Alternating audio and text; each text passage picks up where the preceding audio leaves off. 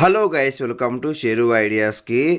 తెలంగాణ రాష్ట్ర వ్యాప్తంగా మనకి చాలా పథకాలు అయితే అమలు అయితే చేశారు కాబట్టి కాంగ్రెస్ ప్రభుత్వం ఇప్పుడైతే కొన్ని పథకాలు అయితే రద్దు కాబోతున్నాయి.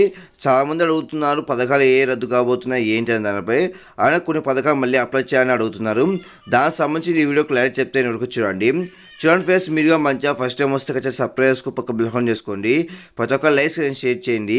ఇంకా డైరెక్ట్ టాపిక్కి వెళ్ళిపోతాం.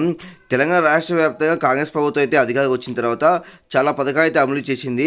అందులో మహాలక్ష్మి పథకము, రైతు భరోసా, గృహజ్యోతి, ఇందిరమ్మ ఇల్లు, చేయూత కింద చాలా పథకాలు అయితే అమలు చేసింది. వాటిలో మనకైతే ఈ 5 పథకాలు అయితే రద్దు చేయబోతున్నట్టు మనకైతే న్యూస్ అయితే వచ్చింది. ఎందుకంటే రాష్ట్రంలో ఎలక్షన్స్ అయితే ఉన్నాయి కాబట్టి ఏ నేపథ్యంలో ఎలక్షన్స్ కోడ్ ఉల్లంఘించుకోకుండా రద్దు చేస్తున్నారనేసి ఒక న్యూస్ అయితే వచ్చింది. చాలామంది భయపడుతూ ఉన్నారు. కానీ మనకైతే అలాంటివి అయితే ఏం లేదు. ఎందుకంటే రాష్ట్రంలో అసెంబ్లీ ఎలక్షన్స్ అయితే అయిపోయాయి కాబట్టి అటువంటి ప్రాబ్లం అయితే ఏమి ఉండవు. మనకైతే అందులో ఇంకో విషయం ఏంటి, ఈ పథకాన్ని ముందు నుంచి అమలు అవుతున్నాయి కాబట్టి డబ్బులు విడుదల చేస్తూ ఉంటారు. గృహజ్యోతి కానీ, రైతు భరోసా కానీ, ఇందిరమ్మ ఇల్లు కానీ అన్ని డబ్బులు అయితే విడుదల చేస్తూ ఉంటారు. అలానే ఇంకో విషయం అంటే చాలామంది అడుగుతున్నారు మళ్ళీ ఏమైనా అప్లై చేసుకోవాలా ఈ పథకానికి సంబంధించింది అనేసి. అలా అవసరం అయితే లేదు.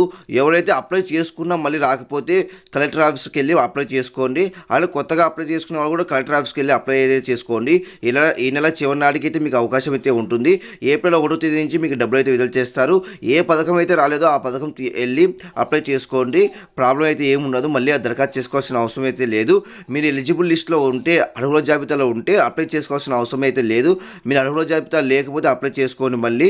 అలానే ఇంకో విషయం ఏంటంటే ఈ పథకాలు అయితే ఏం రద్దు కావు.